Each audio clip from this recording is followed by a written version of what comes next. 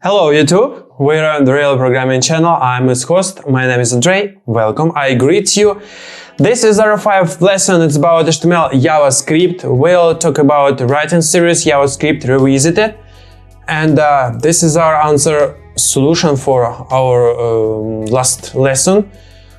Exercise, we'll do the code again and see if you were on the mark. 1 minute. At this point, you just wanted to get the feel for the code. We'll be stepping through everything in detail soon enough. You may this read and test drive. You didn't think you'd all do hard work on the exercise without giving JavaScript a try for real, did you? What you need to do is take the code from previous page and type it.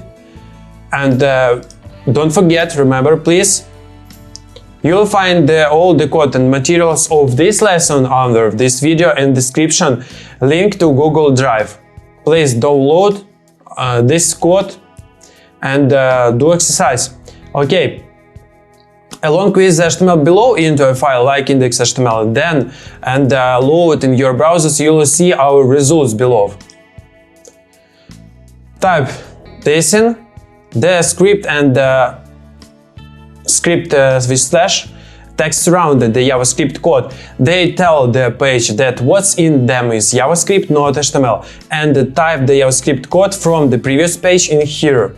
Here are our test run of this code. The code creates the entire lyrics for the 99 bottles, cans of beers, energy drinks on the wall and writes the text into the browser's document. There are no dumb questions. Why was there nothing in the body of that HTML except the script? We chose to start with an empty body because we created all the content for this page using JavaScript code. Now, sure, we could have just typed the song lyrics directly into the body element, and that would have taken a lot of typing. Or we can have code do all the hard work for us, which we did, and then just have the code insert the lyrics into the page with document point right. Keep in mind, we're just getting our feet wet here. We're going to spend a lot more time in this book seeing how we can take a page and dynamically fill in its content with code.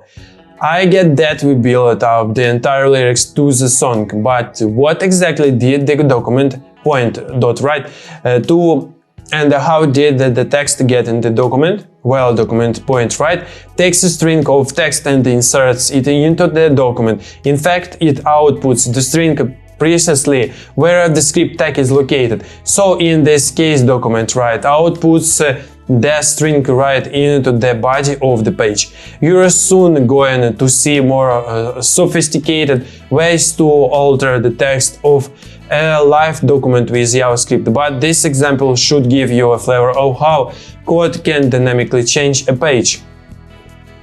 You've been using the terms web page and web application. Are they two different things? What makes something a web application? That's a great question because we are using the terms loosely. There is no technical difference between the two. In other words, they are nothing special you do to turn a page written with HTML, JavaScript and or CSS into a web application. The distinction is more one of perspective. When we have a page that is acting more like an application than just a static document, we start thinking of its a web application and less as a web page. We think of application as having a number of qualities, such as holding lots of state, managing more complex interactions with the user, displaying dynamic and consistently updated data without a page refresh, or even doing more complex tasks or calculations. Hey, all this JavaScript is great, but what about CSS? I'm really itching to take advantage of some of the new CSS free stuff I've been hearing about to make my page look better. Yes, CSS has come a long way, and we tried it. It works as well with HTML5. Now, while this lesson isn't about CSS3, you can be sure we are going to take a full advantage of some of its new capabilities. As you might know, many of the tricks we used to do to add rounded corners and shadows with images in HTML and simple animation with JavaScript can now be easily done with CSS3.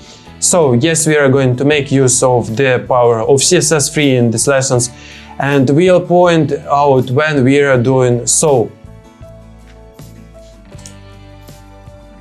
Okay. We'll talk about a bunch of things, including HTML markup, JavaScript IPs, a family of technologies, and CSS3. What exactly in HTML5 it can't just be markup everyone is executed about. We'll give you our unofficial answer. Markup plus JavaScript IPs plus CSS is equal crazy delicious not HTML5. You see, when most people are talking about the promise of HTML5, what they mean is all of these technologies combined. That is, we have markup to build the core structure of our pages, we have JavaScript along with all its APIs to add behavior and new functionality, and we have CSS style or our page. And together, these are technologies we're all going to use to build tomorrow's web page apps. And now, why did we say unofficial? Well, there are people who like to make hard distinctions among these technologies and which standard each belongs to, and that is fine and has its place.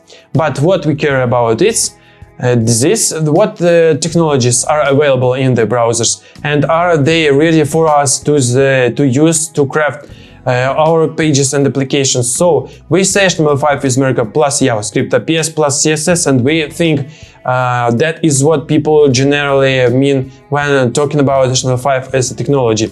If you're really interested in how these technologies fit together as a set of standards, and we all should be, then we encourage you to visit w3.org for more information.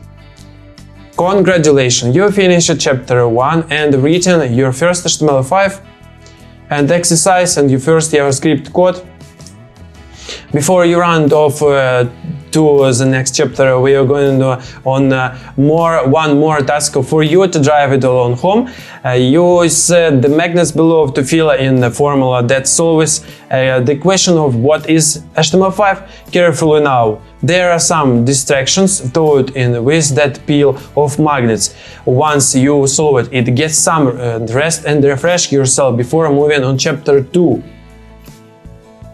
Okay, bullet points. HTML5 is the newest version of HTML. It introduced a simplified text, new semantic and media elements, and relies on the set JavaScript libraries that enable web applications.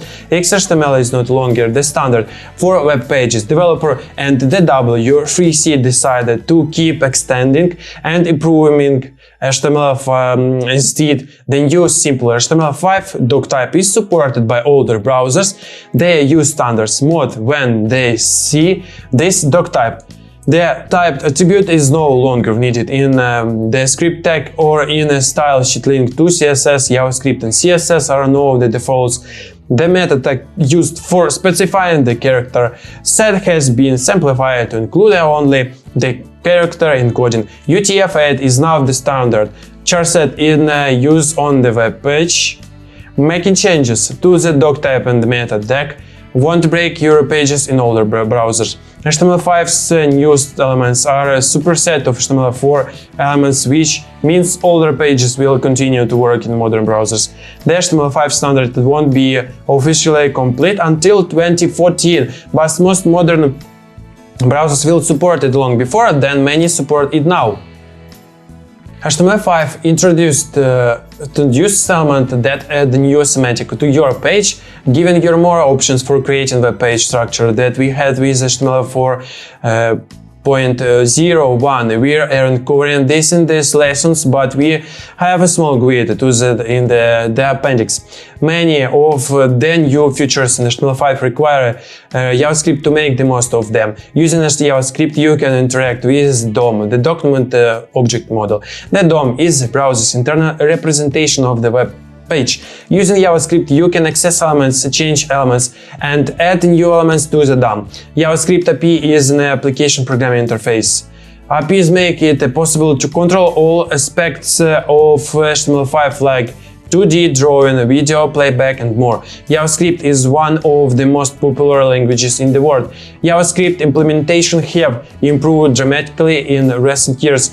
You'll be able to detect whether new features is supported in browsers and gracefully degrade the experience if not. CSS is the style standard for HTML5. Many people include CSS when they use the term HTML5 to describe the family of technologies used to create web applications. Okay, exercise HTML5 across. It's time to give right side of brain a break and put the left side to work. All these words are HTML related and from this chapter. Who does what? We already talked about the family technologies. This is a solution and HTML5 cross solution. 2. And chapter 2, introducing JavaScript and the DOM, a little code. We will talk about this in the next lesson.